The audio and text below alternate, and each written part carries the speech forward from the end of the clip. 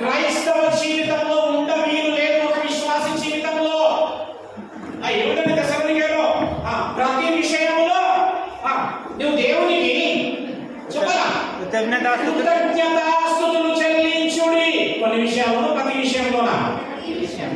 మనం ఎన్ని విషయాలు చేస్తాం? కొన్ని విషయాలు. మంచికి అయితేనే ప్రభువా నేనేం పెట్టుకుంటా, ఇంట్లో ప్రార్థన పెట్టుకుంటా. హల్లెలూయా. ఏదైనా మీరు ఇట్లాంటి ప్రభు నాకు అనుకూలమైనటువంటివి ఏమైనా చేసినారనుకో, నాకు కలిగినాయనుకో, నాకు జరిగినాయనుకో, నేను ప్రార్థన చెప్పాలి చేసుకోను, వాక్యము చదువా.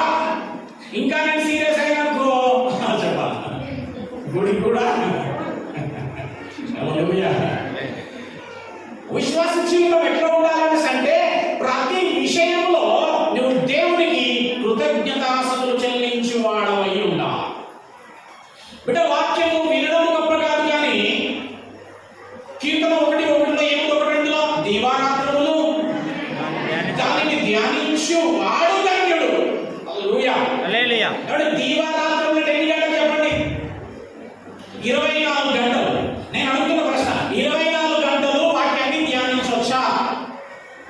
ధ్యానించవచ్చు అని చేయలేమని చూద్దాం. దీవారాత్రములు ధ్యానించి వస్తుంది బ్రదర్, ధ్యానించరాదు అనేది చేయలేమని చూద్దాం. మీరు దేనికి చేయలేరు అనుకో, చేయలేపండి అని పోతుంది వాక్యం మీద. హల్లెలూయా.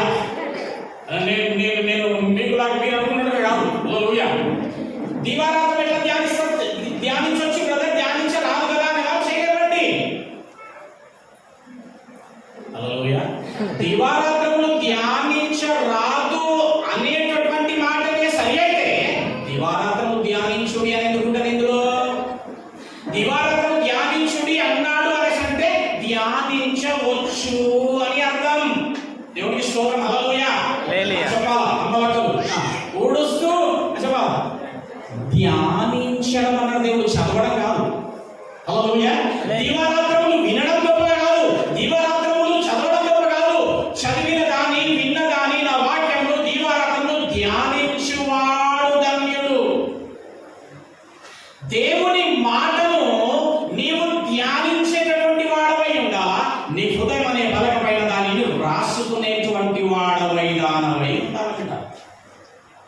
ఎప్పుడైతే నీ హృదయంలో దేవుని మాట ఉంటుందో, నీ ఎదుట ఎంత పెద్ద విపత్తు సంభవించినా కానీ, ఎంత పెద్ద సమస్య నీ ఎదుట ఉన్నా, అది నీకు ఎట్లా కనిపిస్తుంది తెలుసా? చిన్నగా కనిపిస్తుంది. దేవునికి స్తోత్రం. హల్లెలూయా. లేదు, దేవుని వాక్యం నీలో లేకపోతే కనుక నీ ఎదుట ఎంత చిన్న సమస్య ఉన్నా అని చెప్పాలి, నీకు అది చాలా పెద్దగా కనిపిస్తుంది. హల్లెలూయా. వినడం గొప్ప కాదు, విన్న మాటని ధ్యానిస్తూ దాని ప్రకారము నడుచుకొని వాడు ధన్యుడు. హల్లెలూయా. మత్తయి సువార్త 8వ అధ్యాయం ఒకసారి చిన్న మాట జ్ఞాపకం చేస్తూ నేను దీని వాక్య ధ్యానాంశంలోకి వెళ్తాను. ఏంటి రోజు టాపిక్ ఏంటి బిడ్డ చెప్పండి ఒకసారి. పరలోకం, పాతాళం అసలు ఉన్నాయా? ఏంటి బ్రదర్ టైటిల్ కొత్తగా ఉంది? ఏంటి మీరు వచ్చిన ప్రశ్న వేసి అనుకుంటుండొచ్చు కదా చాలా మంది. ఏంటా చాలా సింపుల్ క్వశ్చన్ వేసేసిండ్రు. పరలోకం, పాతాళం ఉన్నాయా అంటే ఆ టకీ మన అందరూ ఏం చెప్తారండి? ఉన్నాయి. ఉన్నాయండి.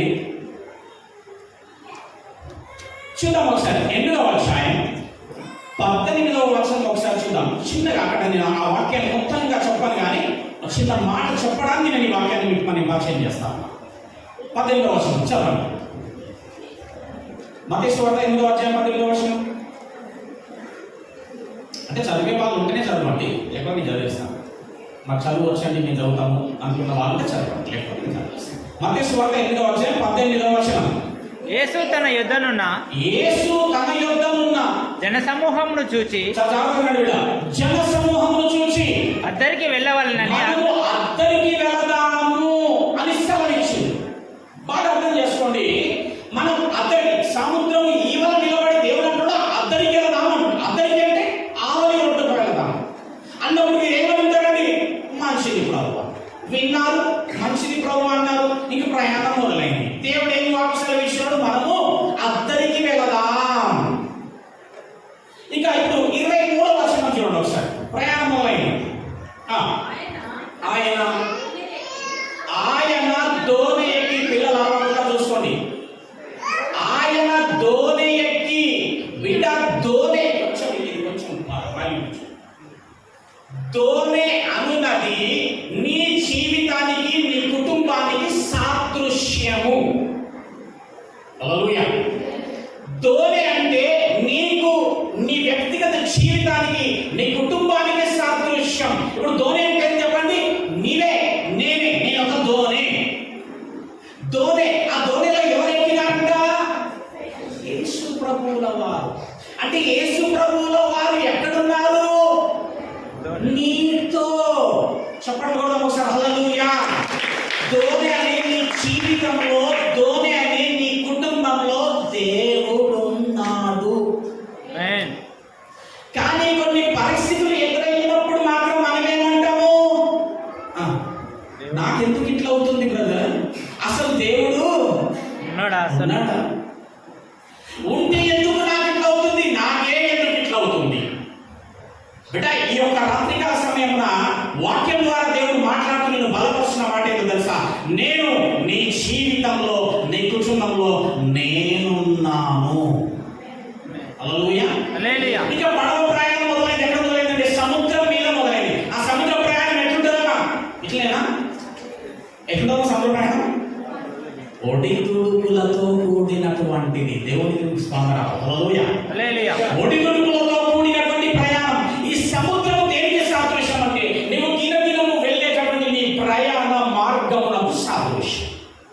నీ జీవిత ప్రయాణానికి సాదృశ్యం ఈ సముద్రం. ప్రతి కుటుంబాలలో, ప్రతి జీవితంలో ఒడిదుడుకులు రాక మానవు. కానీ ఆ సమయంలో నువ్వు జ్ఞాపకం చేసుకోవాల్సింది ఏంటంటే, దేవుడు నాకు తోడుగా ఉన్నాడు. ఒకసారి చెప్పండి, దేవుడు నాకు తోడుగా ఉన్నాడని చెప్పండి. దేవుడు నాకు తోడుగా ఉన్నాడు. పక్కన కూడా చెప్పండి, దేవుడు నీకు తోడుగా ఉన్నాడని చెప్పండి. ఆ ఫేస్ అలా పెట్టాలని చెప్పి ఊకే. ఆయన తోడుగానే ఉంటాడు, కానీ ముఖంలో మాత్రం ఎప్పుడే ఉంటుంది మాత్రం. చూడు ఎంత కలిగి ఇప్పుడు ఎంత బాబు ఇట్లా ఉండదు. అన్నున్నా కానీ వద్దు తీయదు, దేవుడు తీసుకోవాలి. ఈ ప్రయాణ మార్గంలో, జీవితంలో ప్రయాణ మార్గంలో సముద్రంలో వెళ్తూ ఉన్నాడంట. అందరికీ తెలిసిన విషయమే. వెళుతూ ఉంటే మధ్యలోనికి వెళ్ళగానే గాలి మొదలైందంట. ఆ గాలి కాస్త తుఫానుగా మొదలైందంట. పెద్ద వర్షం వస్తుంది, తుఫాను వస్తూ అలల చేత కొట్టబడుతుంది. అక్కడ నుంచి అలలు వస్తూ ఉంటే వీళ్ళు భయపడుతున్నారంట. శిష్యులందరూ కూర్చొని, పేతురు ఇంకా మన పని అయిపోయింది, ఇంకా మనము ఆవలికి పోము కాదు కదా, ఇంటికి కూడా పోలేము, అసలు మన బతుకులే అయిపోయినాయి అంటే పేతురు కూడా అన్నాడట, అయిపోయింది నిజంగా యోహాను, అంద్రయ ఏం కదా, ఏం చేయలేము, ఇంకేం చేయలేము. నట్టనడి సముద్రంలో ఉన్నాం. పడవలో నట్టనడి సముద్రములో. హల్లెలూయా. నట్టనడి సముద్రంలో ఉన్నారు. ఏమి తోచనటువంటి పరిస్థితి. భయపడుతున్నారు, కలవరపడుతున్నారు. కానీ ఒకటి మరిచినారు వాళ్ళు కూడా, ఈ ప్రయాణం అనేటటువంటి ఈ నావలో దేవుడు యేసయ్య ఉన్నాడు కదా. వచ్చే ఆయన తొందర పెడుతూ లేపినారంట. మేము నశించిపోవచ్చున్నాం, నీకు చింత లేదని రాస్తుంది మనసులో. ఏం కాబడుతుంది అంటే, ఆ యొక్క పరిస్థితులను, విపత్తుతో కూడిన వాతావరణాన్ని చూసి భయపడుతూ ఉన్నారు. యేసు ప్రభు లేచినారు, అల్ప విశ్వాసులాగని గద్దించినాడు. దాని ఆ తుఫాను నిమ్మలము కమ్మనగానే నిమ్మలమైపోయింది. ఇప్పుడు నేను అడుగుతున్న ఒక ప్రశ్న ఏంటంటే, ఈ గాలి తుఫాను రాగానే అసలు శిష్యులు ఏం చేసేది ఉండే? ప్రార్థన చేసేది ఉండే. ఇంకా చెప్పాలి, ఇంకా కీర్తనలు వాడుతుండే, ఇంకేమో ఏం చేసేది తెలుసా? ఒకటే చేసేది ఉండే. ఆంధ్రయ ఎందుకు భయపడుతున్నావు? మనం వచ్చే ముందు యేసయ్య ఏమన్నాడు? అక్కడ ఒకటి దగ్గర మనము ఎక్కడికి వెళ్దామన్నాడు? అద్దరికి వెళ్దామని మాట విడుదల చేసినాక పోమెట్లా ఆంధ్రయ? కూర్చో. దేవుడు బలమైనటువంటి మాటను విడుదల చేసినాడు. మనం అద్దరికి వెళతాం అంతే. కూర్చో. అది ధైర్యంగా గనక ఆటోమేటిక్ తుఫాన్ అప్పుడే నిమ్మలమయ్యేది. ఆమేన్. హల్లెలూయా. హల్లెలూయా. ఇక్కడ ప్రాబ్లం ఎక్కడ వచ్చిందంటే, ఇప్పుడు చెప్పాలా ఎక్కడ వచ్చింది? దేవుని మాటను విని మర్చిపోయాడు. క్రైస్తవుడికి భయం భయం భయం, కడుపులో వస్తే భయం, కాలు వస్తే భయం, కళలు వస్తే కూడా భయమే. అయ్యగారు చెప్పండి. అయ్యగారు నాకు రాత్రి కలబడ్డది. అయ్యగారు చెప్పాను. ఏం లేదు అయ్యగారు, నేను పోతుంటే పెద్ద కాలు వచ్చింది అయ్యగారు. ఆ కాలులో నీళ్ళు కొన్ని ఉన్నాయి గారు, కాళ్ళు దాటుతుంటాయి కాదు, నీళ్ళు ఇంత ఎక్కువ వచ్చి మెడల్ దాకా వచ్చినాయి కాదు. నేను అనుకుంటాను మీ అమ్మ నాకే పోటుకొని తీసుకుంటాయి. హలో, ఇక వచ్చిన ఎటో ఒకట్ల గట్టు మీద ఎక్కడ అనుకుంటారు, గట్టు మీద ఏముందంట, ఎంత వచ్చిందా అయ్యగారు కాదు. ఇప్పుడు నేను ఆన్సర్ వేసి చెప్పాలి. హలో, భయపడకుడి 366 మార్లు రాస్తుంది. హల్లెలూయా. హల్లెలూయా. ధైర్యము గల ఆత్మికుడు దేవుడు. పరలోకం పాతాళం ఉన్నదా అంటే ఏమన్నో ఉన్నదా? నేను అడుగుతున్నా, ఉంటే భయం ఎందుకు నీకు? నిజంగానే అవి ఉన్నాయి అని నీవు క్రైస్తవుడిగా నమ్మితే నీ జీవితంలో భయం ఉండొద్దు. ఏమండి చెప్పడం చాలా తేలికగా చెప్పేస్తాను, కానీ పరలోకము పాతాళం అనేది అసలు ఉన్నదా అనే కాదు, అసలు దేవుడు ఉన్నాడా అనే మాట విన్నారా అంటే చాలా మంది నోట్లో? అమ్మ విన్నారా లేదమ్మా? అసలు దేవుడు ఉన్నాడా? దేవుడు ఉంటే ఎందుకక్క ఇట్లా అవుతుంది?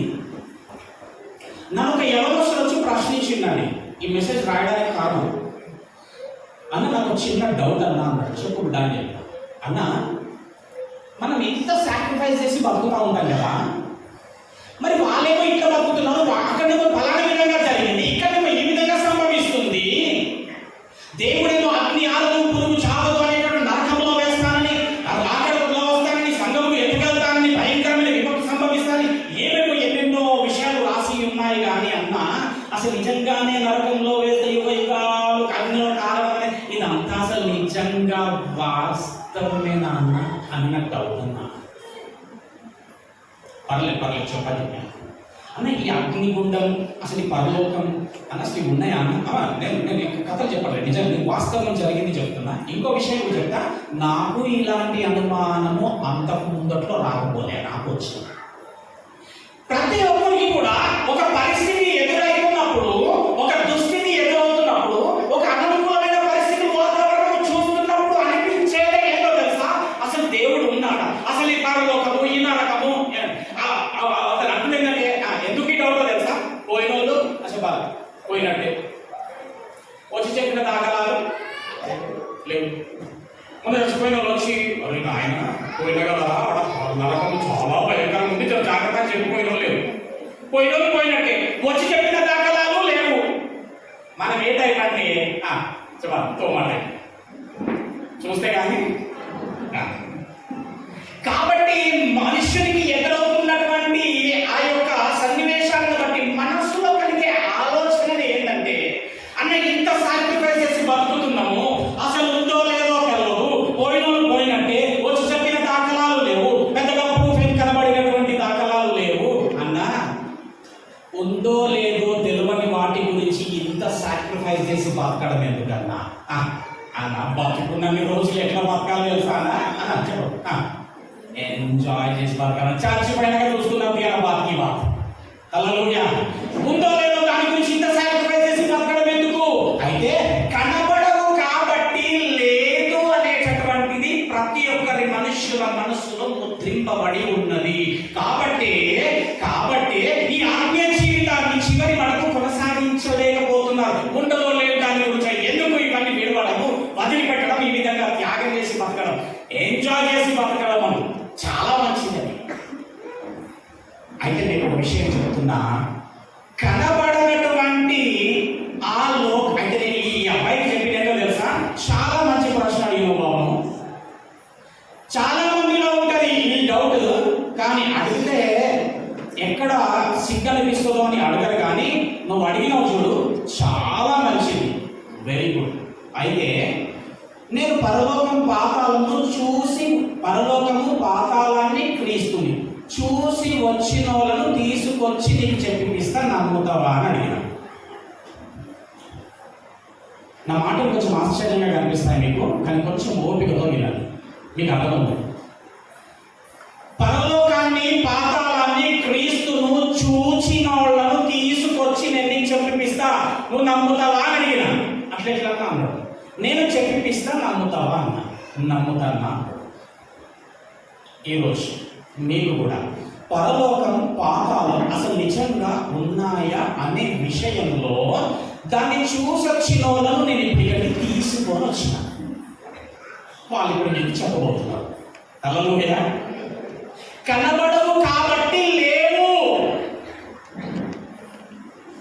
కనబడవు కాబట్టి లేవు అని, పాతాళము నరకం అనేటటువంటిది లేదు అనేటటువంటి మాటను మనసులో ముద్రించుకొని బ్రతుకుతా ఉన్నారు. కానీ విషయం వినండి, మట్టి లోకంతో జీవిస్తున్నటువంటి ఈ జీవితంలోనే నీకు దేవుడు పరలోకాన్ని పాతాళాన్ని చూసేటటువంటి కృప ప్రత్యక్షత దేవుడు అందరికీ అనుగ్రహించినాడు. మళ్ళీ అనౌన్స్మెంట్ జాగ్రత్తగా వినండి. నీవు బ్రతికి ఉండగానే పరలోకాన్ని పాతాళాన్ని చూసేటటువంటి కృప ప్రత్యక్షత ఇక్కడున్న మీ ప్రతి ఒక్కరికి మనందరికీ దేవుడు అనుగ్రహించినాడు.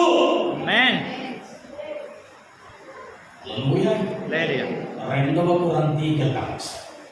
2వ కొరింథీ 4వ అధ్యాయం. రైట్. ఏమండి, పరలోకం పాతాళం నరకం ఎక్కడో లేవు, ఇక్కడనే ఉన్నాయి. అవేంటి? సుఖ దుఃఖాలు. సినిమా కూడా తీసేసేటప్పుడు టైటిల్ పెట్టి సుఖ దుఃఖాలు అనేసి.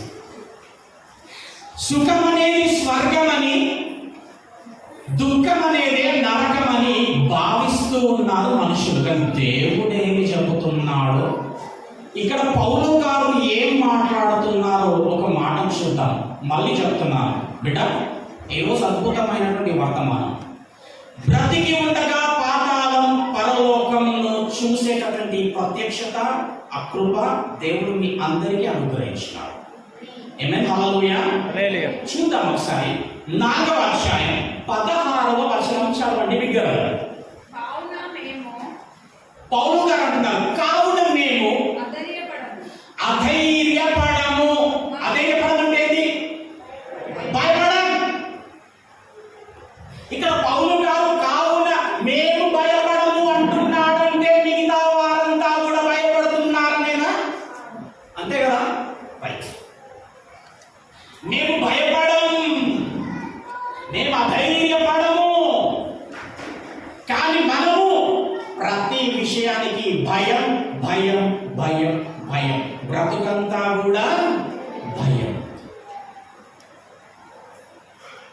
ఏమంటే పౌలు గారు మీరెందుకు భయపడరండి అని ఆయన అడిగితే ఒక మాట చెప్తున్నాడు. చెప్పండి, మేము అధైర్యపడము. ఇంకో విషయం తెలుసా అండి, శరీరంలో మార్పులు జరుగుతున్నా కొలది మనిషికి కలిగేది భయం. హల్లెలూయా. వయస్సు మీద పడుతున్నా కొలది మనిషికి కలిగేది భయం. తన తోటి వయస్సు వారు ఎవరైనా చనిపోతే వీరికి కలిగేది భయం. అవునంటారా కాదంటారా? హల్లెలూయా. రోగము వచ్చిందంటే మనిషికి కలిగేది భయం. మంచాన పడే స్థితి వచ్చిందంటే మనిషికి కలిగేది భయం భయం భయం భయం. పౌలు గారు అంటున్నారు, మేము భయపడం. నీవు భయం, నీవు భయం, నీకు భయం. ఎందుకు? కనబడుతుంది కదా అండి, బలహీనమైపోతున్నా. అదిగో విపత్తు, అదిగో దుస్థితి, ఇదిగో భయంకరమైన పరిస్థితి చూస్తూ మనుషులంతా భయం భయం భయంలో జీవితం. కానీ పౌలు గారు అంటున్నారు, మేము భయపడము. చాలా జాగ్రత్తగా వినండి బిడ్డ. ఎందుకయ్యా పౌలా నీవు భయపడవు అంటే ఆన్సర్ ఇస్తున్నాడు, చూడండి. చదవండి బిడ్డ. మా బాహ్య పురుషుడు, హలో, మా బాహ్య పురుషుడు కృషించుచున్నను, అంతర్య పురుషుడు దినదినము నూతన పరచబడుచున్నాడు. నోట్ దిస్ పాయింట్, ఇక్కడ అండర్లైన్ చేసుకోండి. పౌలు గారు ఎందుకు భయపడట్లేదో సమాధానం ఇస్తున్నాడు. ఈ ఆన్సర్ ని కనుక నువ్వు అండర్లైన్ చేసుకొని దానిపైన ఇప్పుడు కొద్దిసేపు నువ్వు ఫోకస్ చేస్తే నీ బ్రతుకుల నుంచి కూడా ఈ రాత్రికాల సమయం నుంచి దేవుడు తీసేయనయ్యున్నది ఏంటంటే భయం. ఆమేన్, హల్లెలూయా. ఈ రోజు భయం అనే గుప్పిట నుంచి మీకు విడుదల అనుగ్రహింపబడబోచున్నది. హలో, వర్డ్ రిలీజ్ చేస్తున్నాను నేను దేవుని సేవకుడిగా. ఈ రోజు అనేకుల జీవితాలలో నుంచి దేవుడు భయం అనేటటువంటి దాన్ని పారదోలనై ఉన్నాడు. నవ్వేరు, థ్యాంక్ యూ ప్రభు, సంతోషించారు. హల్లెలూయా. బ్రదర్ మీరు చెప్పేది చెప్పండి, బాగానే చెప్తారు గట్టిగా. భయం పోతుందా? పోతే మంచిగా పడవాలి, కొట్టుకొని కొడతారు. అలా ఏం పోతుందో ఏమో కానీ పోతే మంచిగా ఉండిపోవాలి. ఏమండి, ఈరోజు మీ జీవితాల నుంచి భయం పారిపోబోతుంది. ఎట్లా అంటే పౌలు గారు ఎందుకు భయపడడం లేదో చూడండి ఒకసారి. మేము అధైర్యపడము, మా బాహ్య పురుషుడు కృషించుచున్నాడు, అంతర్య పురుషుడు బలపడుచున్నాడు.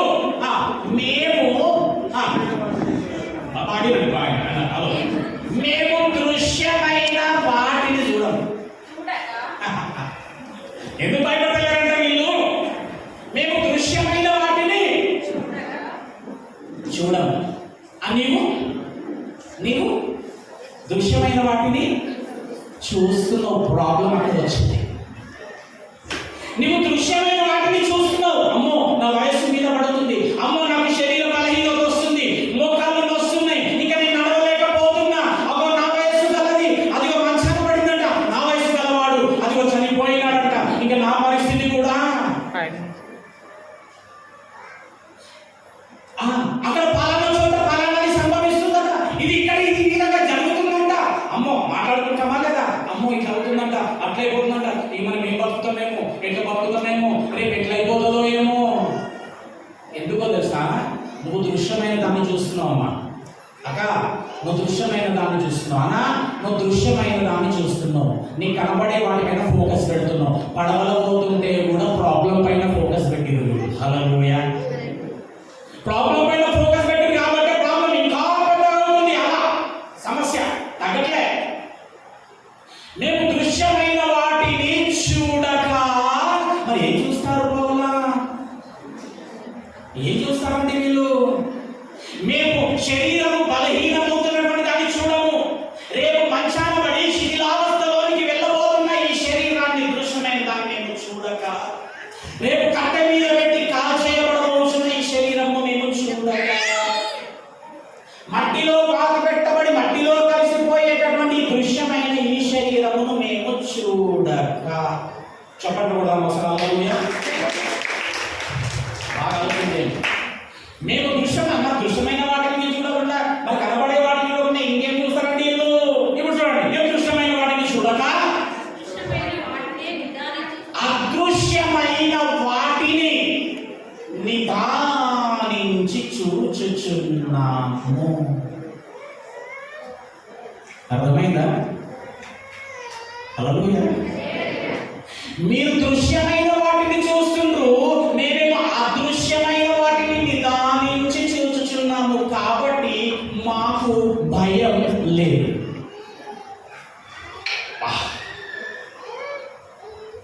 అదృశ్యమైన దాన్ని చూడటమేంటండి అసలు? మానవ జాతి దేనినైతే కనబడతలేదు కనుక లేదు అనుకుంటుందో వాటిని మేము నిదానించి చూచుచున్నాము.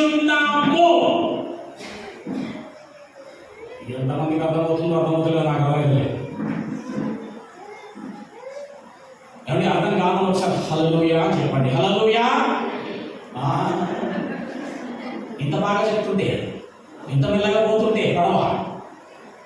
దేవునికి స్తోత్రం. అర్థమైన వాళ్ళందరూ ఒకసారి చేయలేపండి ప్లీజ్. అర్థమైందో లేదు రైట్ తీర్చండి. అర్థం కావాలో ఒకసారి చేయలేపండి. నేను మళ్ళీ చెప్తాను రైట్. నేను అట్లా చెప్పడానికి ఇష్టపడతా, ఎందుకంటే నేను మీకు చాలాసార్లు చెప్పిన, నేను చదువుకుంటప్పుడు మా లెక్కల సార్ వస్తుంది, రాగానే అంతరం లేసాను, గుడ్ మార్నింగ్ సార్ కూర్చోండి అంటుండే. రాసుకోండిరా అని A+B whole square B square ఆ స్క్వేర్ ఈ స్క్వేర్ అన్ని రాసే గట్టే రాసుకున్నాం సార్ చూసుకోండి అని వెళ్ళిపోతుంది. అందుకే నాకు ఇప్పటి వరకు లెక్క అంటే తిక్క, నాకు మొక్క రాదు. హల్లెలూయా. మీరు అట్లాంటి పరిస్థితిలో ఉండొద్దు అని నా ఆశ. ఆ రోజు నమ్మకానికి నిలబెట్టి అడిగితే అయితే దెబ్బలు నమ్మడుతుంది, ఉండలేకన్నా అర్థమవుతుంది. హల్లెలూయా.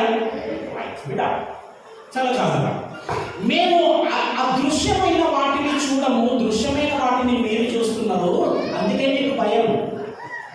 అని మరో వరకు మాట్లాడుకుంటున్నారా, ఇట్లా జరుగుతుందంట అట్లా జరగబోతుందంట, ఇట్లయితే ఇంకేం బతుకుతాము, ఇక మనం పని అయిపోయింది, ఇక మనం బతకలేము, మన పరిస్థితి ఇట్లుంటే మనం బతకాలి. పిల్లలు ఎట్లా బతుకుతారో ఎంత భయం. ప్రాబ్లం ఎక్కడ వచ్చింది తెలుసా? నువ్వు దృశ్యమైన కనబడే దాన్ని చూస్తున్నావు. ఇప్పటి నుంచి చెప్పండి, కనబడే వాటిని చూడకండి. చెప్పండి, నేను దృశ్యమైన వాటిని చూడను అని చెప్పు ఒకసారి. దృశ్యమైన వాటిని పక్కలో చెప్పు, నువ్వు కనబడే వాటిని చూడకని చెప్పు. రైట్, అంతే. చెప్పండి ఒకసారి. హల్లెలూయా. మరి దేన్ని చూడాలో ఇప్పుడు చెప్పండి మెసేజ్. దేన్ని చూడాలో మీరు ఏం చూస్తున్నారు? కనబడని అదృశ్యమైన వాటిని నిదానించి చూస్తున్నాము అంటే ఇలా కనబడుతున్నట్ట లేదా? Right right. ఎట్లా చూస్తున్నారండి? మీరు ఎలా చూస్తున్నారు? ఆన్సర్ ఎఫ్ఎస్సీలకు రాసిన పత్రిక. ఎఫ్ఎస్సీలకు రాసిన పత్రిక వెళ్దాం బిడ్డ ఒకసారి అందరూ. రైట్. పత్రిక 1వ అధ్యాయము 17వ వచనం నుంచి చదువుకుందాం. 17వ వచనం. మరియు అండర్లైన్, మీ మనోనేత్రములు వెలిగింపబడినందున. ఇక్కడ దేవుడు ఈ నేత్రముల గురించి మాట్లాడటం లేదు, ఇక్కడ మనోనేత్రము గురించి మాట్లాడతా ఉన్నాడు. హల్లెలూయా. ఏమండి, నువ్వు దృశ్యమైన వాటిని చూసే ఈ నేత్రాల గురించి ఇక్కడ మాట్లాడటం లేదు, ఇక్కడ ఇంకొక నేత్రం ఉందట. ఏం నేత్రం? మనోనేత్రము. ఈ మనోనేత్రం ఏమవుతుందంట? వెలిగింపబడుతుందంట. హల్లెలూయా. మనందరి మనోనేత్రములు వెలిగింపబడును గాక. ఇంకో నేత్రం చాలా మందిని అంటా ఉంటాం, అదే అట్లా తన్నుకుంటూ పోతున్నావేమరా, వీని కళ్ళు నెత్తికెక్కి వీటికి ఏం కనిపిస్తలేదు, చూడండి తన్నుకుంటూ వెళ్ళిపోతున్నాడు అంటామా? వీటి కళ్ళు నెత్తికెక్కినాయి, అది కనబడతలేదు, అట్లా చూసుకుంటా అనుకుంటూ పోతున్నావు దాన్ని. వీని కళ్ళు బాగా నెత్తికెక్కినాయి అంటాం. ఎవరి కళ్ళు నెత్తికెక్కుతాయండి? చెప్పండి అమ్మా ప్లీజ్. ఎవరి కళ్ళు నెత్తికెక్కుతాయి? ఏమమ్మా అక్క, ఎవరి కళ్ళు నెత్తికెక్కుతాయి? నెత్తికే కళ్ళు వాళ్ళని ఏమంటాం మనం?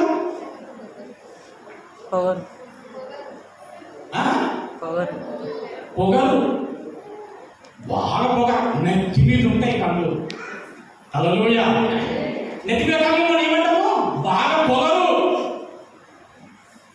బైబుల్ ఏమంటుందో చూద్దాం. ప్రసంగి గ్రంథం ఎలా? ప్రసంగి రైట్. ప్రసంగి 2వ అధ్యాయం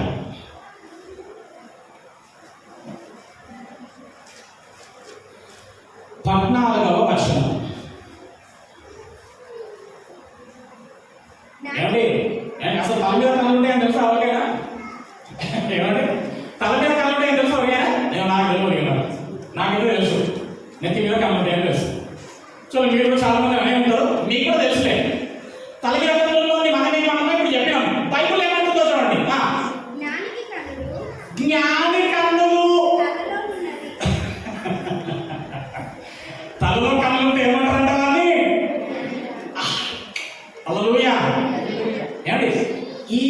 అనేది ఇక్కడ ఉండడం కాదు,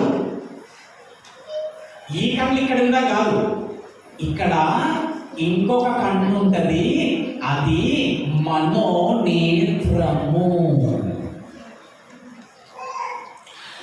అయితే పౌలు ఎందుకు అదృశ్యమైనవి ఏ విధంగా చూస్తున్నాడంటే, పౌలుకు ఈ మనోనేత్రము వెలిగింపబడినందున అదృశ్యమైన ఆ మహాలోకాలను సైతము చూడగలుగుచున్నాడు గనుక పౌలు గారికి భయం లేదు.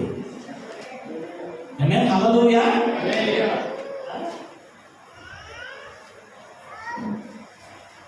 ఆదాము చేసిన దేవుడు మట్టితో చెయ్యగానే కళ్ళు చూడలే, చెవులు వినలే, ముక్కు వాసన చూడలే. ఎప్పుడైతే ఆత్మను ప్రవేశపెట్టినాడో కళ్ళు చూడడం మొదలు పెట్టింది. అందుకే మనిషి ఆత్మ దేవుడు పెట్టిన, యెహోవా పెట్టిన దీపము. అంటే మన లోపల ఏముందంటే మనోనేత్రం అనేది అనుగ్రహింపబడింది అందరికీ. ఈ మనోనేత్రము ఈ దినమున నీకు వెలిగింపబడాలా. ఆమేన్, హల్లెలూయా. నిజమైన వెలుగనే పడేటటువంటి క్రీస్తు ఈ మనోనేత్రమును వెలిగిస్తే కనబడని ఆ మహాలోకాలను సహితము నీవు కూడా చూడగలవు. దేవునామానికి వందనాలు, హల్లెలూయా. చూడండి, ఎఫెసీయులకు రాసిన పత్రిక 1వ అధ్యాయం 17వ వచనం నుంచి కంటిన్యూ చేద్దాం ఒకసారి. మరియు మీ మనోనేత్రములు వెలిగింపబడినందున ఆయన అయితే మనోనేత్రము వెలిగింపబడితే ఏం చూస్తామో చూడండి ఒకసారి. మీ మనోనేత్రములు వెలిగింపబడి మళ్ళీ చెప్తున్నాను దేవుడి వర్తమానాన్ని ఇక్కడ అందించడానికి గల కారణం ఏమైందంటే, మనల్ని దేవుడు ఎంతగానో ప్రేమించినాడు. ఎంతగా ప్రేమించినాడు, ఎంత కృపణీయుడై ఉన్నాడు ఈ రోజు వచ్చిన నీ జీవితంలో అంటే నీ మనోనేత్రములను దేవుడు వెలిగింపనై ఉన్నాడు. ఆమేన్, ఆమేన్, హల్లెలూయా. వర్తమాన ప్రకారంగా నమ్ము, విశ్వసించు, స్వీకరించి పో, నీ మనోనేత్రములు వెలిగింపబడతాయి. దేవునికి స్తోత్రం, హల్లెలూయా. ఈ మనోనేత్రం వెలిగింపబడి నందున ఆయన మిమ్మల్ని పిలిచిన పిలుపు వలనైన నిరీక్షణ ఎట్టిదో. మనమందరినీ దేవుడు పిలుచుకున్నాడు. ఎందుకు పిలుచుకున్నాడు అంటే మనం ఒక నిరీక్షణ కలిగి ఉండాలా. ఏం నిరీక్షణ? బస్ స్టాండ్ లో నిలబడి నిరీక్షించేది దేనికోసం? రైల్వే స్టేషన్ లో నిలబడి నిరీక్షించేది దేనికోసం? ఒక క్రైస్తవుడు సంఘములో నిలబడి నిరీక్షించేది పరలోకం కోసం. హల్లెలూయా. చప్పట్లు కొట్టబుద్ధి అయితే కొట్టండి, అది నేను స్వీకరించే నాకేం రావాలి. హల్లెలూయా. దేవునికి మహిమ కలుగునుగా అద్భుతమైన లోతైన మర్మం అనుగ్రహిస్తున్నందుకు. హల్లెలూయా. ఈ మనోనేత్రము వెలిగింపబడినందున మిమ్మల్ని పిలిచిన పిలుపునకు నిరీక్షణ ఎట్టిదో పరిశుద్ధులలో ఆయన స్వాస్థ్యము యొక్క మహిమ ఐశ్వర్యము, ఆయన మహిమ ఐశ్వర్యము. ఇక్కడ పాయింట్ బాగా గుర్తుపెట్టుకోండి. ఆయన మహిమ, ఆయన ఐశ్వర్యము ఎట్టిదో ఆయన క్రీస్తునందు ఆ బలాతిశయమును బట్టి విశ్వసించు మనయందు ఆయన చూపుచున్న తన శక్తి యొక్క మైక్యను కూడా అపరిమితమైన స్వాస్థ్యం ఎట్టిదో ఆ ఎట్టిదో మీరు తెలుసుకోవాలి. నా దేవుడి మహిమ ఐశ్వర్యము బలాతిశయము ఎట్టిదో మీరు తెలుసుకొనవలెనని మన ప్రభువైన యేసుక్రీస్తు యొక్క దేవుడైన మహిమా స్వరూపియగు తండ్రి తన్ను తెలుసుకుంటాయందు మీకు జ్ఞానము ప్రత్యక్షత. చెప్పండి ఒకసారి చూద్దాం. నీకు అట్టి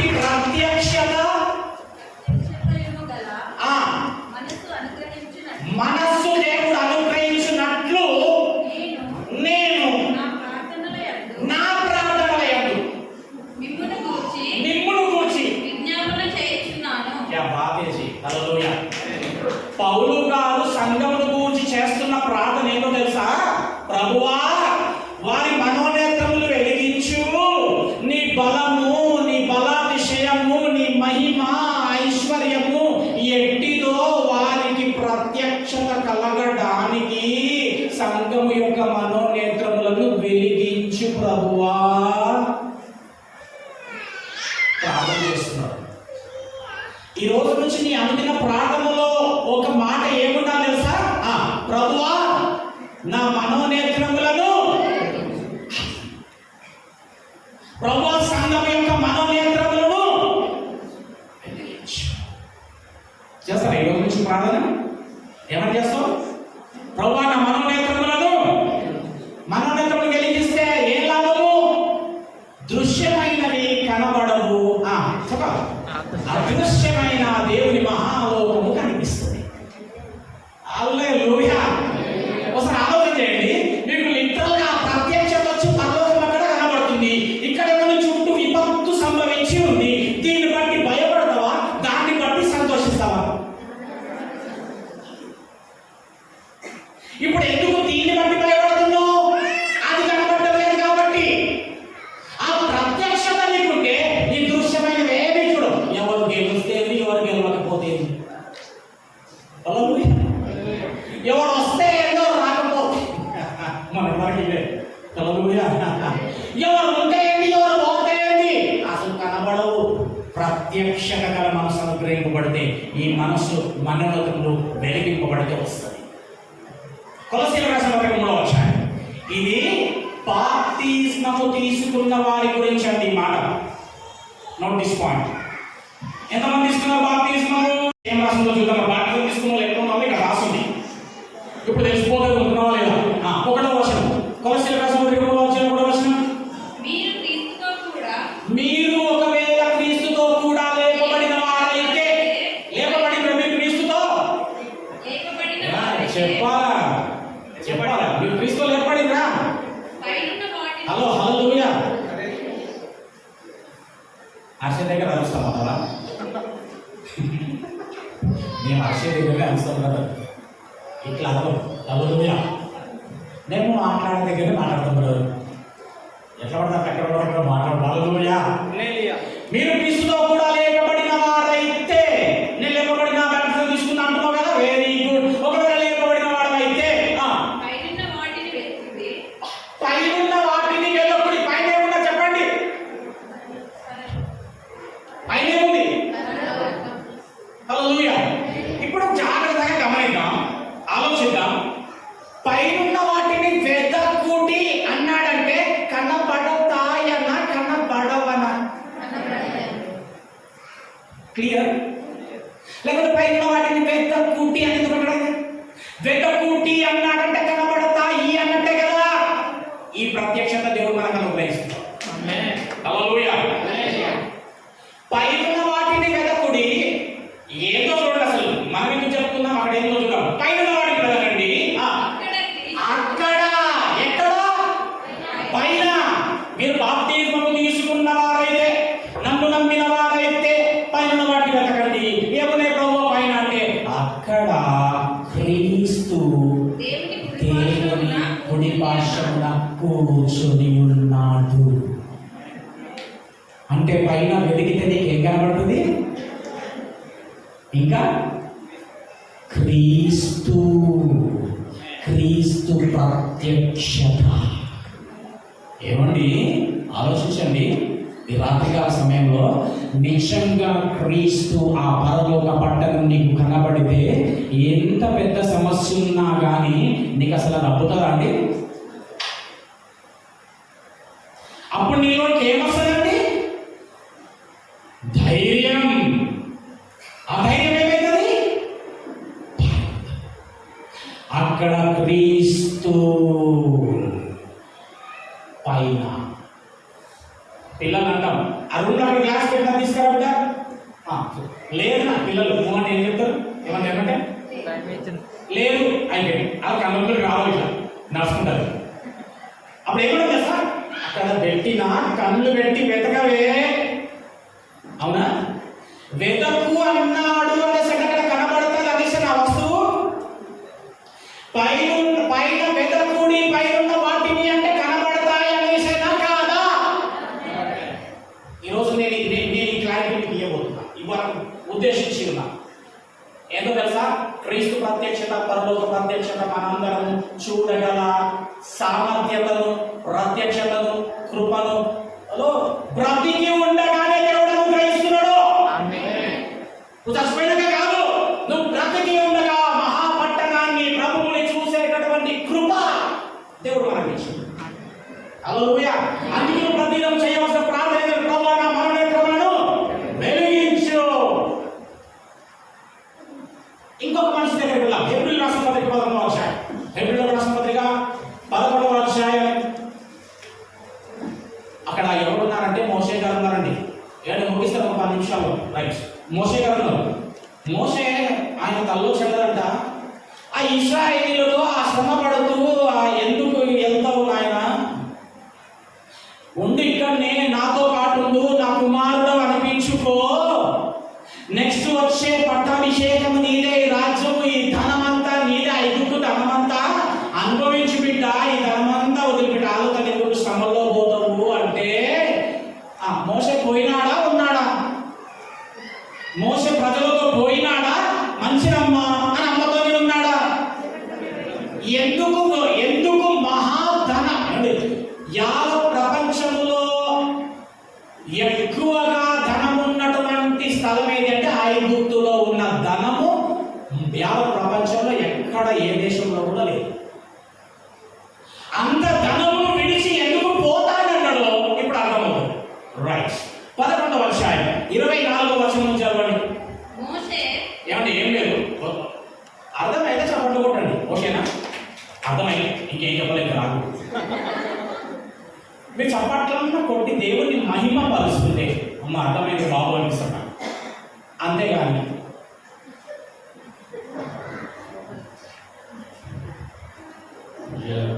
ఏంటంటే ఇక్కడ ఆయన ఎప్పుడు వస్తారో మీరు బయటకు పోయిండు వద్దు బిడ్డ ప్లీజ్, నేను ఒక్కసారి రిక్వెస్ట్ ప్లీజ్. 24వ వచనం. మోషే పెద్దవాడైనప్పుడు నోటీస్ పాయింట్, విశ్వాసమును బట్టి, విశ్వాసం కంటే విశ్వాసమును బట్టి ఐగుప్తు ధనము కంటే క్రీస్తు విషయమైన నిందనే నాకు గొప్ప భాగ్యమని ఎంచుకొని. ఏమండి క్రీస్తు ఎక్కడ మోషే ఎక్కడ ఒకసారి గమనించారా? బైబిల్ చాలాసార్లు చదివినారు కానీ అసలు క్రీస్తు ఎక్కడ మోషే ఎక్కడ? కరెక్ట్ అని కాదా? మోషే కొంత క్రీస్తుందండి, అవునండి? మరి క్రీస్తే లేని కాలంలో మోషే స్టేట్మెంట్ ఇస్తూ క్రీస్తును గురించిన నింద గొప్ప భాగ్యం కాదు. ఎట్లా తెలుసు మోషే గురించి? వినండి ఇప్పుడు చూడండి. బోర్ వచ్చేటోళ్ళు హల్లెలూయా చెప్పండి ఒకసారి. హల్లెలూయా. కానీ నేను అయినా హల్లెలూయా. నేను ఒకసారి దొరుకుతున్నారు, టైంకి వస్తా తెల్ల సంగతి. హల్లెలూయా. ఎందుకు ఐగుప్తు ధనము కాదని పోతుంది నమ్మన? అసలు మోషే ఉన్న కాలంలో క్రీస్తే లేడు, ఎట్లా క్రీస్తు గురించి స్టేట్మెంట్ ఇస్తున్నా? నంబర్ 2 పాయింట్స్ ఇక్కడ చూడండి, ఇప్పుడు బయటపడదు. నాకు క్రీస్తు గురించి నింద గొప్ప భాగ్యమని చేసి అల్పకాలము పాపభోగము అంటే పాపము చేస్తూ సంపాదించే భోగము ఏదైతే ఉందో బిడ్డ, అది నీ ఆయుష్ని అల్పము చేస్తది అని అర్థం. కొన్ని పాయింట్స్ రాసుకుంటూ దయచేసి. పాపము చేస్తూ అక్రమముగా సంపాదించే భోగమంట ఆయుష్ని అల్పం చేస్తారంట. 60 దాకా ఉండాల్సింది 20 లేపేస్తారంట. అల్పకాల పాప భోగము అనుభవించుట కంటే దేవుని ప్రజలతో శ్రమ అనుభవించుట మేలని ఎంచి ఫరో కుమార్తె యొక్క కుమారుడని అనిపించుకొనుట ఒప్పుకొనలేదు. లేదమ్మా నాకు వద్దు, ఈ ధనం వద్దు అన్నాడు అన్నమాట. ఎందుకంటే ఎందుకు ధనం వద్దన్నాడంటే, ఎందుకు క్రీస్తు గురించిన నిందనే గొప్ప భాగ్యం ఎందుకన్నాడంటే, ఎవరైనా అంటారా అండి? నేను విశ్వాసిని బ్రదర్, ఏది వచ్చినా ఒక్క ప్రశ్న లేకుండా దేవుని నిత్యము మహిమపరుస్తూనే ఉంటాను అనగలుగుతామా? కడుపు నవ్వద్దు, కాలు నవ్వద్దండి. మస్తు దేవుడు ఎందుకు ఇట్లా చేస్తుందో ఏమో. హల్లెలూయా. 70 ఏళ్ళు అమ్మస్తుంది అరబెట్టి అయ్యా ఇలా మొక్కలు కూర్చున్నాయి పాడవచ్చు నా మొక్కలే కూర్చున్నాయి నాకే పెట్టి ఎక్కువ వస్తలేదు మొక్కలు వస్తాయి నిజంగా మొక్కలు వస్తాయి నాకే వస్తున్నాయి నీకు తల్లి అనుకుంటా. హల్లెలూయా.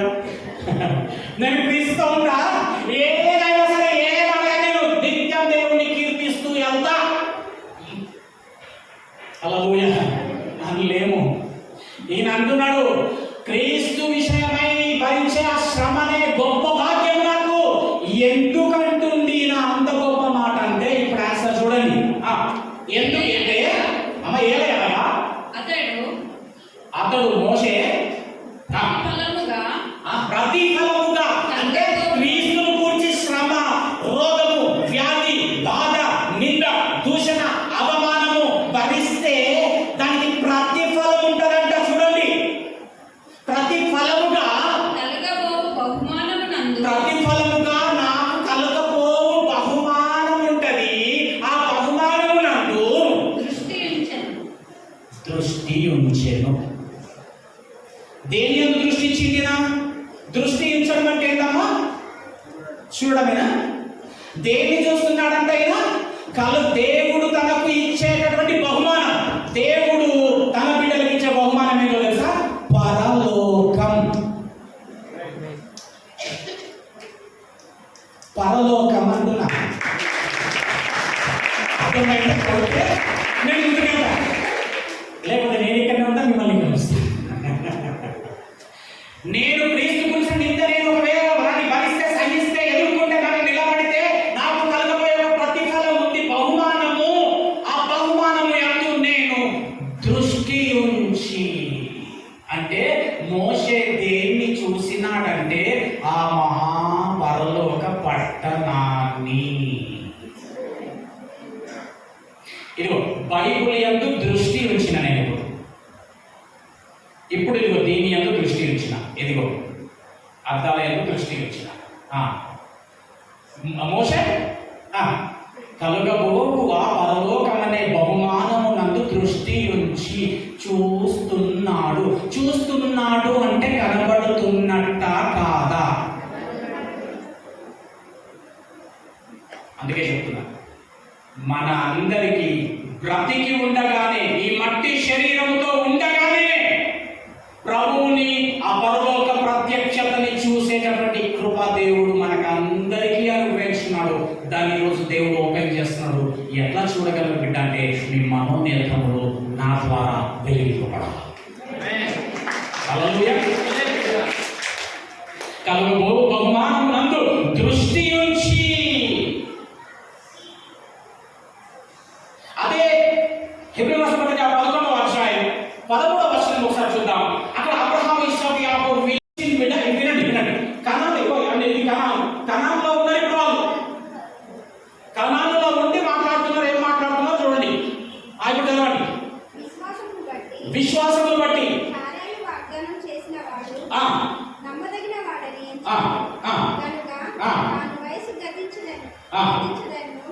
హెబ్రీయుల పత్రిక 11వ వచనమేనా?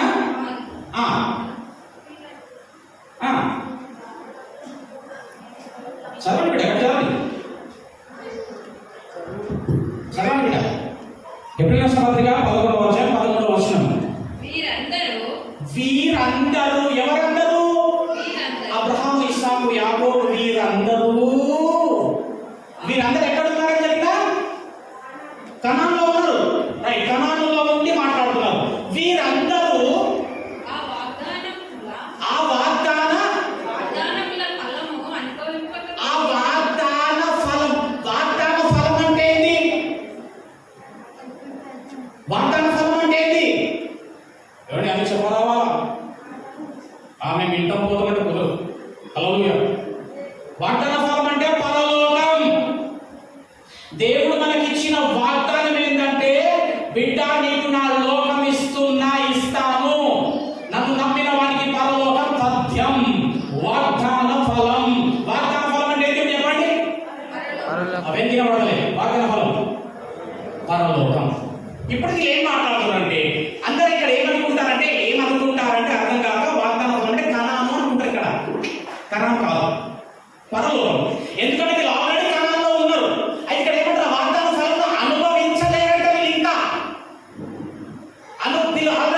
కానానే ఒకవేళ వాగ్దాన ఫలం అనుకుంటే అనుభవిస్తున్నా లేదా మీరు? అనుభవిస్తలేరు అంటే వాగ్దాన ఫలం ఏంటి? కానాను కాదు, పరలోకము.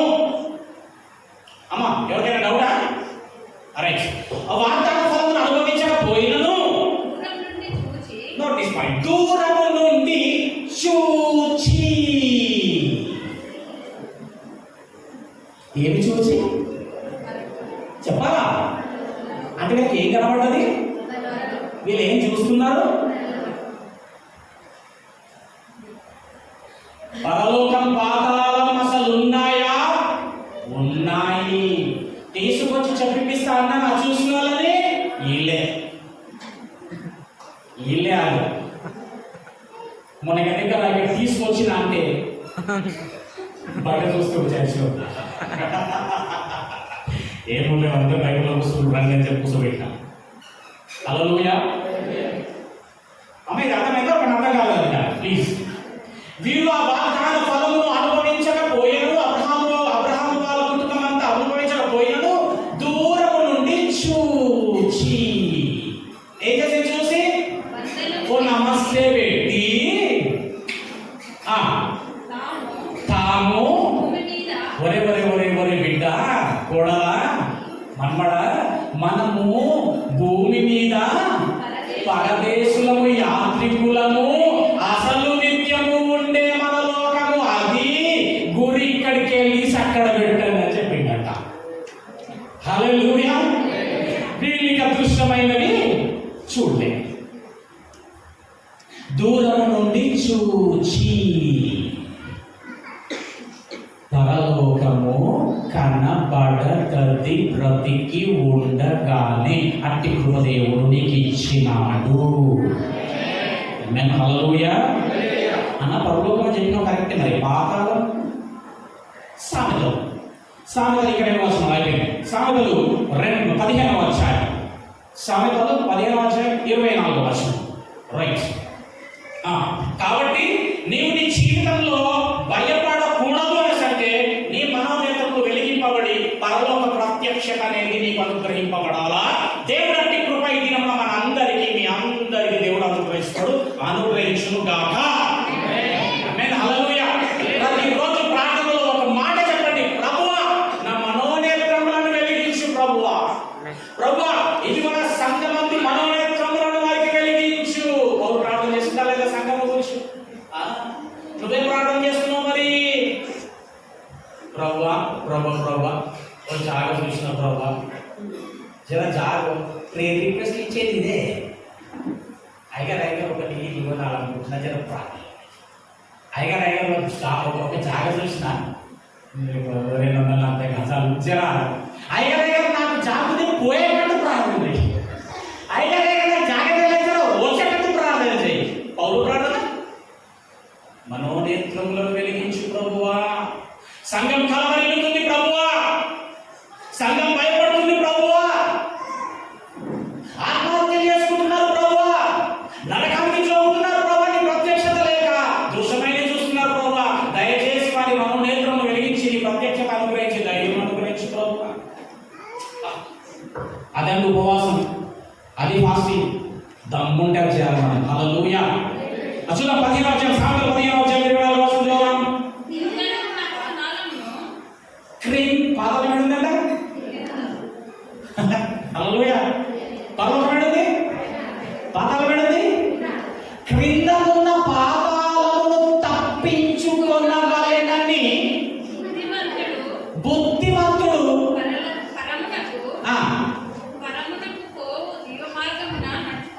రైట్. బుద్ధిమంతుడు ఏం చేశాడంట? కింద ఉన్న పాతాలను తప్పించుకోవాలనుకుంటాడు. ఇప్పుడు తప్పించుకోవాలనుకుంటుంటే పాతాళం కనబడుతున్నట్టే ఆయనకి. బండి మీద పోతున్నావు, కారు అడ్డం వచ్చింది, ఏం చేస్తావు? తప్పించుకుంటున్నావు అంటే ఎదురుగా ఉన్న కారు నీకు కనబడింది. పాతాళం క్రింద ఉన్న పాతాలను తప్పించుకొనవలనని అంటే ఈయనకి పాతాళం కనబడుతున్నట్టేనా? బుద్ధిమంతుడంటే పాతాళాన్ని తప్పించుకోవాలని, ఆ పరలోక ప్రత్యక్షతను అనుభవిస్తూ అందులోకి ప్రవేశించాలని చూస్తున్నాడు బుద్ధిమంతుడు. మరి బుద్ధి లేనివాడు అన్న బుద్ధి లేని మన గురించి అని చెప్పు, వేరే చెప్పు. హల్లెలూయా. ఇప్పుడు ఏం తెలుస్తుందంటే పరలోకాన్ని చూడగలం, పాతాళాన్ని చూసే కృప దేవుడు ఇచ్చిండు. ఇప్పుడు ఇంకొకటి ఉన్నది, ఏది అదృశ్యమైంది? క్రీస్తు. ఎందుకంటే క్రీస్తు చూసారా? ఇప్పుడు అపోస్తలకు రాసినటువంటి అపోస్తల కార్యములు చూద్దాం. అపోస్తల కార్యములు చివరి వచనం. ఓకే, 7వ అధ్యాయం కదా, 7వ అధ్యాయం. వెనుకున్న అందరూ అంకులందరికీ అర్థమైందా? అర్థమైందంటే నా అక్కలు అమ్మలందరూ, అమ్మలతో లేరనుకో, మీ అందరికి అర్థమైందా? నేను అనుకుంటున్నాను. ఏమర్థమైంది? బ్రతికి ఉండగా ఈ మట్టి శరీరముతో ఉండగానే పరలోకాన్ని, పాతాళాన్ని, ప్రభువుని చూడగలము. ఎప్పుడైతే నీకు ఆ ప్రత్యక్షంలోకి నువ్వు వెళ్తావో, నువ్వు ఈ లోకమందు ఎంత పెద్ద విపత్తు సంభవించి ఉన్నా నువ్వు భయపడవు. లేకపోతే నిత్యము భయంలోనే బతికే పరిస్థితి. జాగ్రత్త. దేవుడి వర్తమానం చేయడానికి గల కారణం, నా బిడ్డలందరి మనోనేత్రములు నేను వెలిగించని ఇష్టపడి ఉన్నా. ఈ వర్తమానం చెప్పు కుమారుడా వెళ్ళి. అసలు ఇది ఇంకొక మెసేజ్కి వెళ్ళిపోయినా తర్వాత నాకు పోస్టర్ డిజైనింగ్ కూడా ఈ WFC వాళ్ళే నాకు చేస్తారు. మళ్ళీ ఫోన్ చేసిన ఏది అదొద్దు, ఈ టైటిల్ వేసేయని చెప్పిన, ఈ టైటిల్ చెప్పాలి. నాకేం రేపు ఏమి సంబంధించడం తెలియదు కాబట్టి ఉన్నప్పుడు ఒకటి ఇంపార్టెంట్ మెసేజ్ ఇద్దామని చెప్పేసి ఈ పోస్టర్ డిజైన్ చేయాలి, ఈ పోస్టర్ డిజైన్ చేపిస్తాను. రైట్. 54వ వచనం నుంచి చదవండి ఒకసారి. అక్కడ ఒక మాట చూద్దాం. వారు ఈ మాటల, వారి మాటల, అది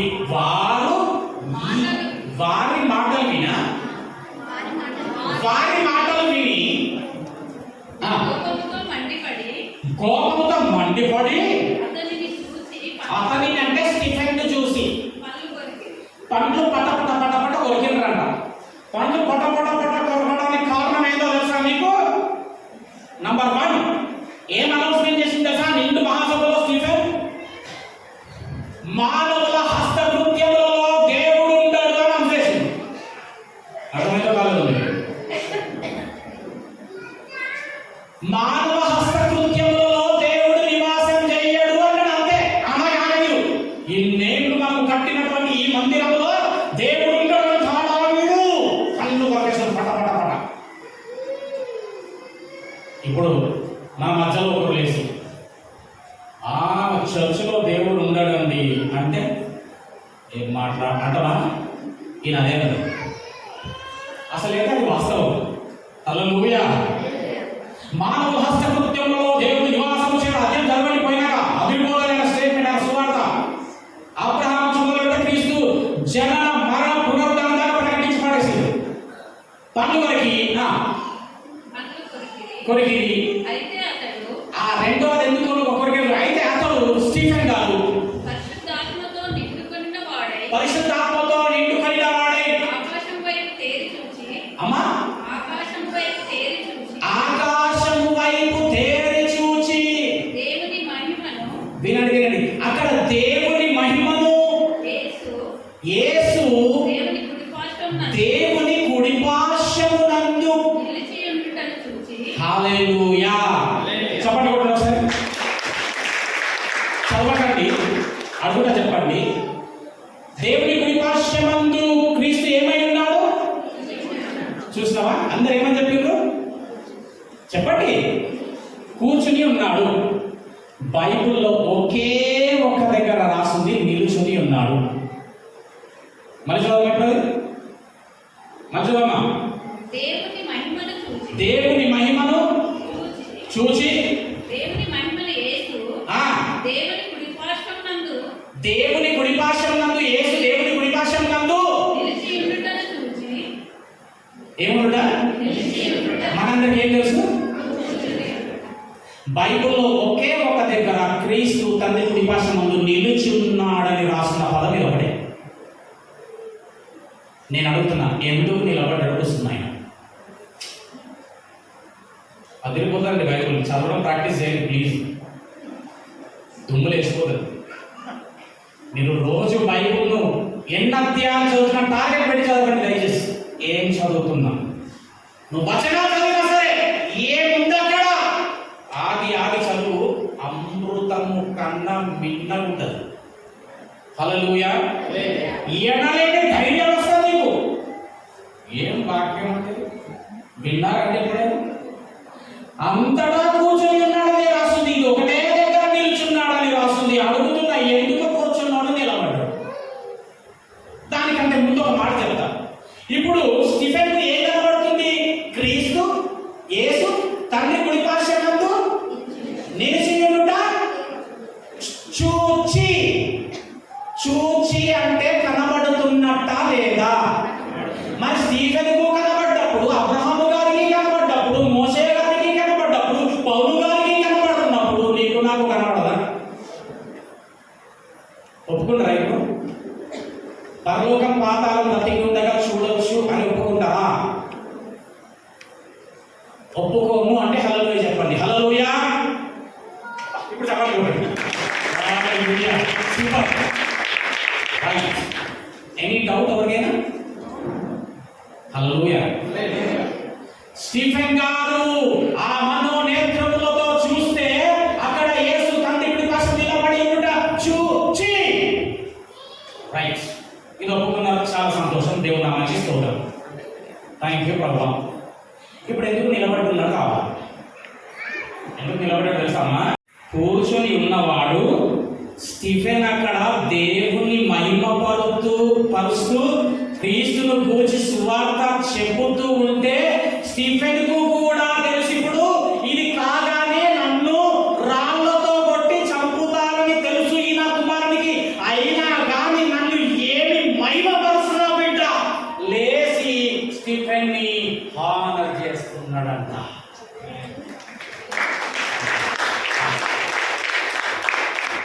కూర్చున్నోడు లేచి నిలబడ్డానికి కారణం అది. నా కుమారుడైన స్టీఫెన్ ఏమి చెప్తున్నావు రా బాబు, చెప్పు అనుకుంటున్నాడు. తర్వాత ఆ ప్రకటన చేస్తూ వెళ్తుంటే అప్పుడు లేచి నిలబడి, ఇదిగో నా కుమారుడు, ఇప్పుడు వాడిని రాళ్లతో కొట్టి చంపుతారని తెలిసి కూడా నన్ను ఏమి మహిమపరుస్తున్నారు, ఎంత ధైర్యంగా సువార్త ప్రకటిస్తున్నట్టు లేచి స్టీఫెన్ ని హానర్ చేసినట్టు. హల్లెలూయా. ఏం స్టీఫెన్ అండి బాబు, ఏం సేవకులండి, ఏం అపోస్తలులండి. కలిగినదంతా విడిచిపెట్టిండ్రండి దేవుడి కోసం. అందుకే ఆ ప్రత్యక్షతను పొందుకున్నాడు. అందుకే పౌలు అన్నాడు, నేను బ్రతుకుట క్రీస్తే లాభం. అంత ధైర్యం ఎక్కడో తెలుసా పౌలుకి? పౌలుకి కనబడని ఆ మహాలోకాలు కనబడుతున్నాయి కనుక ప్రభువా బతికితేనైతే నీ అందే, చస్తేనైతే నాకు లాభం, ఎందుకంటే నేను కూడా అక్కడికి ఉంటాను. ఇప్పుడు ఈ వర్తమానం ఇవ్వడానికి గల కారణం ఇంకోటి ఏదో తెలుసా? ఉందో లేదో ఎవడికి తెలుసు. ఉందో లేని దాని గురించి ఎందుకురా ఇట్లా బతకడం అట్లా బతకడం, ఇష్టం వచ్చినట్టు బతుకుదాం అనుకున్న వాళ్ళకు కూడా ఇది గొప్ప వర్తమానం. హల్లెలూయా. ఉన్నది బిడ్డ. ఎవరెవరు పోరంటే పరలోక రాజ్యం తెలుసా? లిస్ట్ ఉంది, పెద్ద లిస్ట్. దూషకులు, దొంగలు, త్రాగుబోతులు, ఏమంటే వ్యభిచారులు. హల్లెలూయా. వీళ్ళు అనుకుంటున్నారు ఉందలేదో చచ్చినాక చూసుకున్నా పడరా బాకీ కాదనే వాళ్ళు చాలా మంది. దేవుడు అట్టి మనలను ప్రేమించి చెప్తున్నాడు, బిడ్డ అట్లా చేయకు. నరకం అనేది ఉంది, పాతాళం, పరలోకం అనేది ఉంది. అదే నేను మీకు ఇవ్వాలనుకున్న బహుమానం. ఆ బహుమానం అందే వీళ్ళంతా దృష్టి ఉంచిండ్రు, దాన్ని చూచినారు, అవి కనబడుతవి, వీళ్ళ మాట వినండి. వాళ్ళు అందుకే మేము చూసినవే